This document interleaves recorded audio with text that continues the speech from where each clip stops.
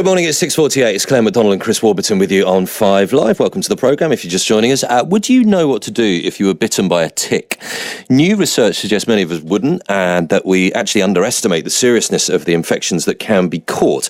We can speak to the World Cup winning scrum half, regular voice on 5 Live, of course, Matt Dawson, friend of the station. Morning, Matt. Yeah, morning, Chris. How you doing? Yeah, very good. Good to speak to you. And look, we're talking to you because you contracted Lyme disease after a tick bite. And I've read a bit about Lyme disease in the past, and it's serious. It can be really serious stuff, actually, can't it? Yeah, it's in its cases and worst case scenario, it can be extremely debilitating. From my example, I was bitten in 2015, actually, just before the World Cup. Right. In 2015, and I ended up having 2 heart procedures because the inflammation from the bacteria had got into my heart, and still on medication. Still fine. Can't do as much exercise as I'd like to. But when I heard about the Big Tick project, which is I suppose most people would associate it with animals, with dogs, with pets, but humans are getting bitten as well, and these ticks carry quite serious diseases. And so I thought I'd get involved with the Big Tick project to just raise that awareness and make sure that we all understand how serious it can be. So 2 years on, 2 heart operations, you're still on medication, Matt. And this gives us an idea, doesn't it? I mean, have you got any idea then? I mean, as you say, people might think, it might be the animals around me or whatever. Have you got any idea how you got it? It was in a very exotic place, Chiswick, West London. I used to live there.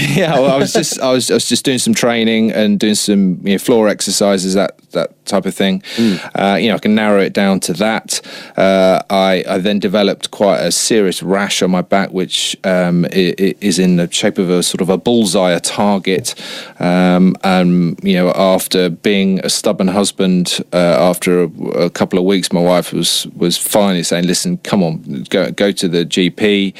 Then ended up having a blood test, which then coincided with realising I was having some problems with my heart, and it all happened extremely quickly. I didn't see the tick. The tick's has obviously fallen off, which is a lot of the problems behind this. Whether it's in humans and dogs, guys, it's very difficult sometimes to see these ticks. They're so small.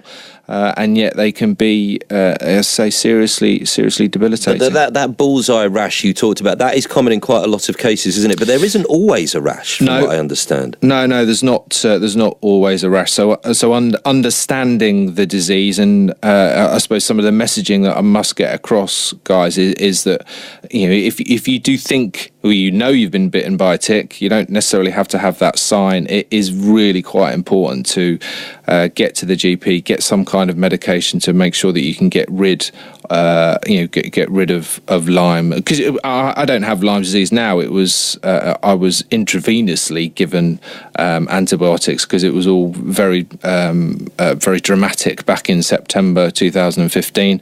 But I don't have it now. It's just the after effects from that. So I would never in a million years have thought, going for a walk with my kids or my animals, when I come in from a walk with those guys, I need to check my dog for ticks or my kids for ticks, and yet I will do that now. How big are the ticks, though? Because as you say, it's so really difficult to spot, right? Yeah, they can be sort of 2 millimeters. Yeah. But when you see them gorging on blood after a week or so, they are pretty huge. And on animals particularly, it is very, very difficult, isn't it? If you've got a dark-haired dog, how easy is it to rummage through and through their fur and see? But there are prescriptions, there are treatments that you can use. Going to the vet, specifically to the vet, actually, Chris, is really, really important, because whether it's those little dab spot-on sprays, the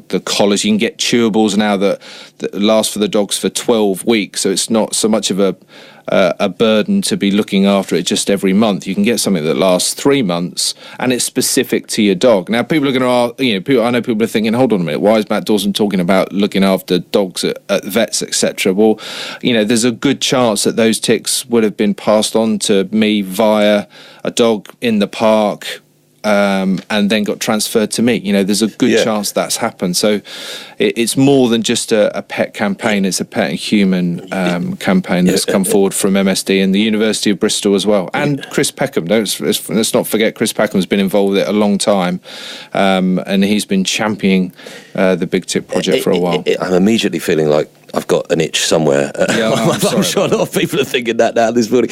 If it goes untreated, and this will be the last point, if it goes untreated, and I guess it will be difficult because if you haven't got a rash, you've got to think of the other symptoms. The GP's got to be on the case as well. But if it could go untreated for some time, it can have much more serious implications, can't it? I know, Claire, you have interviewed the billionaire John Caldwell, yes, the guy who came up with Phones for You, and I've read articles about what his family has endured in all of this, because it can lead to really quite serious consequences, can't it, Matt? It can. I mean, there's a lot of science that needs to be proven about what can come out of tick bites. And I know the Caldwell story is extremely complex, but does involve different views. But the facts are that the ticks do carry extremely dangerous infections that can get into humans and pets. And I suppose the message overall here is that it is relatively easy to have preventative measures, so that even if you do get bit by a tick, you can deal with it pretty much straight away. So the idea behind the project is awareness, so that you're not just thinking about up in Scotland or Germany or in America where there are loads of deer. Actually, the case in point with me is it was in a park in West London. It's out there. Thanks for sharing it with us, Matt. That's a pleasure, guys. Nice Appreciate to it, mate. Thanks very much indeed. Matt Dawson with the dangers, and just be aware. Look out for those ticks, as he says, not just on yourself but on your pets, because it can be tricky business, can't it? With the Lyme disease, certainly can have devastating health impacts long term as well.